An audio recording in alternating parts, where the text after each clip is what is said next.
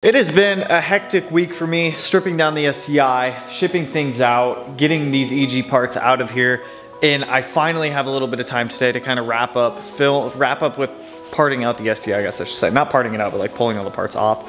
To be able to get to that point, I have a couple things I want to knock out on the Tacoma real quick before we jump on the STI, but it has been way busier than I thought trying to get all this stuff out. Now, I will say there is a bright side to us getting all of these parts shipped out from our old EG33 setup, and that is I have bought the new motor for the STI. I am excited.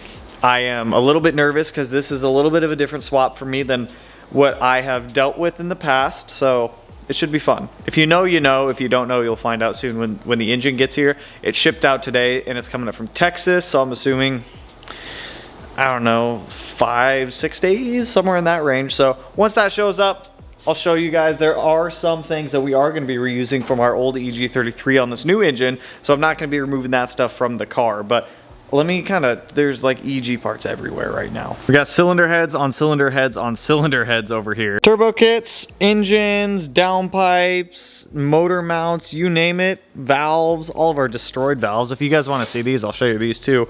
All the destroyed and mangled valves in here. It's just, you know, this was the whole reason that we parted out the EG, is demolishing every single valve. I feel like my life is in shambles. I've got an RX-7 in a million pieces, and I wasn't expecting this to happen. Otherwise, I wouldn't have torn apart the RX-7. So I don't have too much left to pull out the car. I have the rest of the body harness that I made because somebody did buy that, so I need to get that shipped out ASAP. I have the AccuSump to pull out, the pitch stop brace bracket, the transmission, which I don't think I'm gonna pull the transmission today. I think I'll leave that in the car up until I find a buyer for the STI 6-speed that's in the car, because the new engine is obviously, it's not a Subaru engine and it's not going to be utilizing the STI 6-speed. The main problem I've run into with this 6-speed transmission is where it puts the front axles to maintain all-wheel drive in the car. It pushes the wheelbase so far forward that if you were just to put an engine on that transmission, it's going to hang over this core support. With every engine that I was contemplating before I purchased one, it would push the engine over the core support and it would cause the car to drive like straight up butthole. And I still want this car to drive phenomenally, and we're gonna be doing that. But before we get into the Subaru stuff, let me jump on this truck stuff real quick. It's like super easy stuff. It'll take us like maybe 25 minutes. Probably the hardest modification of the day right here.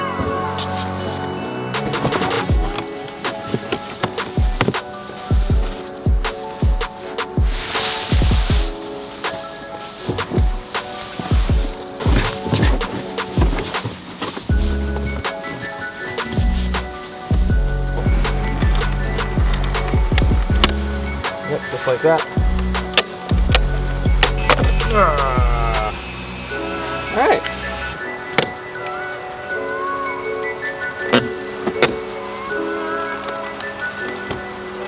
You just gotta you feel like you're gonna break it.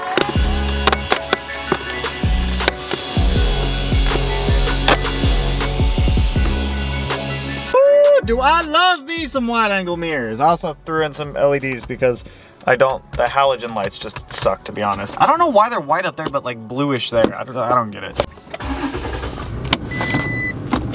And to be honest, as a daily, man, this thing has been my favorite daily driver I've had. Comfy, cozy, I can see everything. Wide angle mirrors, man, that's one of my favorite things. The first thing that I'm going to knock out is just getting this AccuSump out of here. We're not going to be using it. We don't need it on the next engine setup, so that's going to go. Then we need to start removing wire harness stuff. We'll actually pull that pitch stop and that pitch stop bracket out of here as well, because we do not need those either anymore. So, and then we'll jump in here and start removing all the wiring that I still have in the car for the EG33 swap that we're not going to be using on the next engine, because I'm going to build a new harness from scratch again for this new engine setup, because I need to remove the DCCD controller because we will not be utilizing DCCD in this.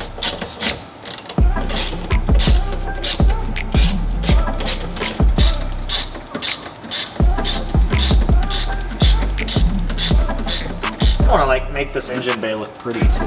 Might do that. Obviously not today, but with the swab coming up.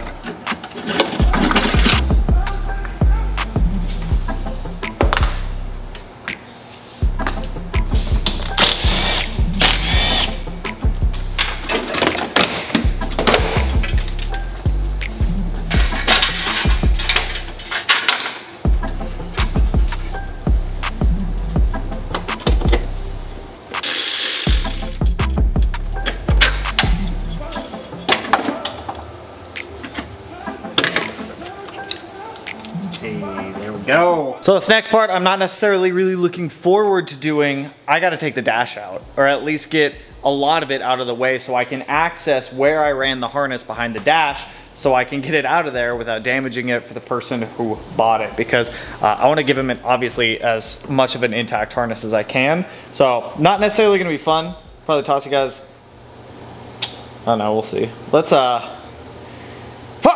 All right, let's just get to getting this thing out of here. Here's something I have a question for you guys, because not everybody feels this way, but there are certain people out there that feel this way. Why is it that the purity aspect of a car ruins a car for you?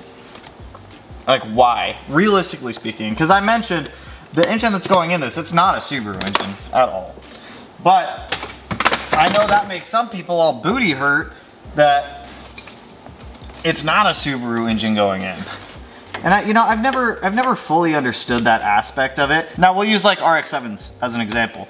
Some people will say that putting an LS in an RX-7, they say, why don't you go buy a Corvette, or you just turn the car into a Corvette or something like that. But at the end of the day, if you want a setup that's like reliable and fun and something you don't have to stress about, relatively inexpensive, why not do that swap?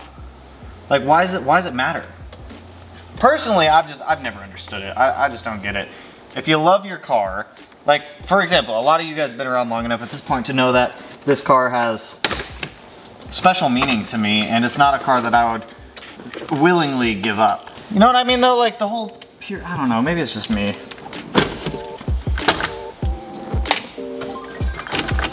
Look at that.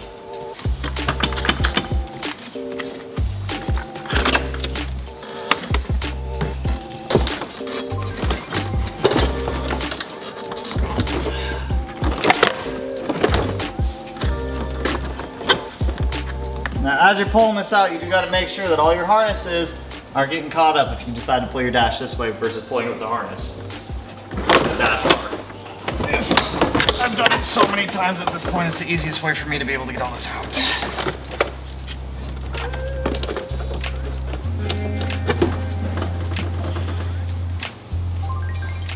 Dash is out. I got out the engine harness and the body harness that I had made for this, and I got it kind of chilling back here. The shop's an absolute mess. Don't judge it too much right now. On the bright side, we are getting a lot of our RX-7 parts back from Cerakote and Powder Coat, which is dope, but I'm not really focusing on this right this second. I need to actually toss all of that into the RX-7 up there, but for now, the body harness that I modulated and the engine harness that I'd built, that is out ready to go to the buyer who snagged that. I get a lot of questions on how to remove these dashes, so I'm gonna walk you through this real quick. You're gonna come over here, you're gonna pop your glove box down, remove your glove box, then you've got a screw here, here, here, here, and then you've got some inside the glove box. You can pull that out. You've got one little side panel piece over here you just pop off. You're gonna pull out your radio. There's gonna be a 10 that goes through here on both sides.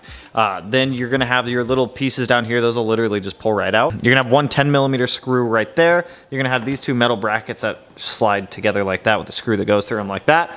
Up here, you're gonna have a screw here. You're gonna have a screw here. You're gonna have a couple up top in there. You're gonna have one right here in the middle of the dash, 4 up here for a little bracket that you're gonna wanna take out. You don't have to. You are gonna wanna remove your either key or push button start. I have push button start, so it makes it, I just pop that out. The entire under airbag piece, if you are gonna be removing the airbag and it is a functional airbag, make sure your battery is disconnected. On the top of the dash, you're gonna pop out your speaker. There's gonna be a 10mm right there. You're gonna pull your speaker out, 2 Phillips head screws, 1 electrical connector there. Same thing on this side. You're gonna pop out this piece. You're gonna have a Phillips head screw here.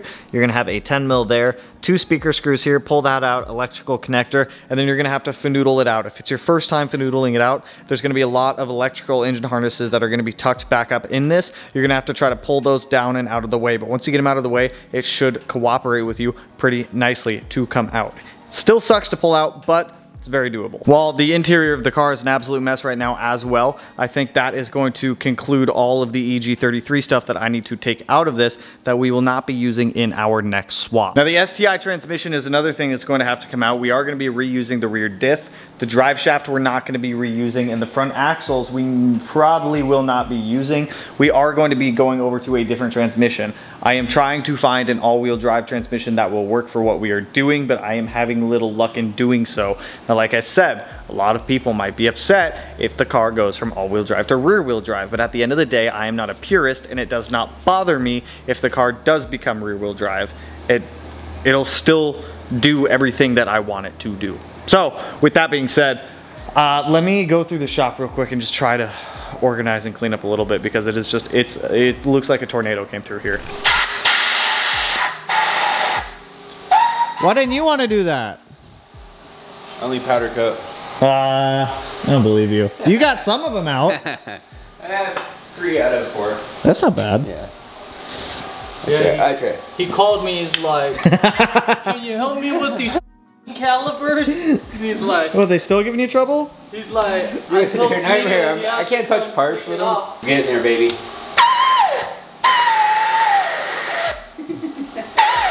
This is Ben, he does all the fun powder coat stuff and Cerakote stuff. I'm tired. He also has a dope mini bike. Yeah, get some footage. You get some footage of the mini bike? Yeah, You wanna do wheelies and burnouts for me? I'll try. Let me see it. Hell no, I'm not doing that. Come on, let me kicked see out. it. You said it goes like 65. No one's here. It's a Friday night. Everyone up in the office left. I gotta figure this out. So I'm gonna see you do a burnout while holding the calipers on the mini bike. Yeah, then they just fucking scrape up. Bro, the measurements, so I took the measurements you gave. I was like, there's no way this shit's fitting. why, it's too wide? It's too long. Too front end. Dude, it would hang over the core support. Yeah, too And front end. and dude, it would be in the bumper and the hood wouldn't close. Well, that's What, why with we the chop and coyote? cut. Yeah. I already bought the so we're committed to the You just cut your firewall and build a custom. I'm trying to avoid that though. I don't want to cut the firewall. How much power is this one? That one's only like 400 or 500. This? Yeah. Right here? Yeah. When are you getting one? Dude, I'm a Chevy boy. You could put an LS in it. Yeah. Have you heard him start up that bad boy up top? That's a lot quieter than I was anticipating. Dude, there's like, this engine bay is huge. Big boy. Why is this intake unnecessarily large? You know what's the name of this? What? Like on their website, it's called Donkey Dick. This is the donkey dick intake?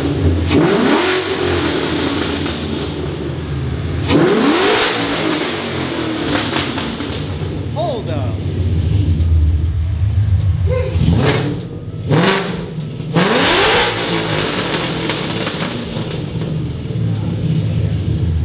Where the f is the exhaust on this thing? Where's the exhaust? It's dump. I can f***ing tell. That should sound good though. So like the rear axle is like right here. It's dumped like right here. It goes headers and then fucking dump down. I need a Mustang. I ain't doing no. I always do a burn. At Skids, big drifter. He did one drift out here, got kicked out permanently. When was he here? I think they just didn't like him. No, that's what. Well, that's different. Like drifting around the whole complex, that's a little bit different than doing like a I don't know. I burnout. heard it was one drift out.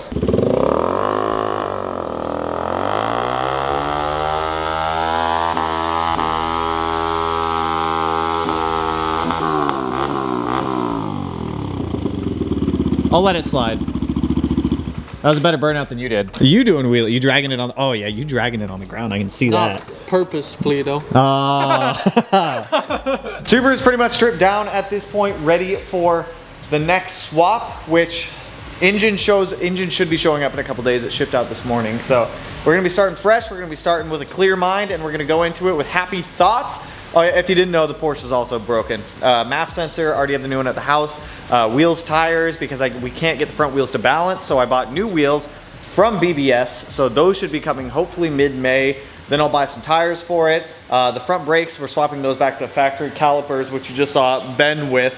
So that way we can actually get the brakes to work. Because right now, whenever you hit the brakes hard, the whole steering wheel vibrates and shakes, and it's just not all right. It's obviously not safe. The car doesn't brake very well. So the Porsche's down, the RX-7's down, the Subaru's down.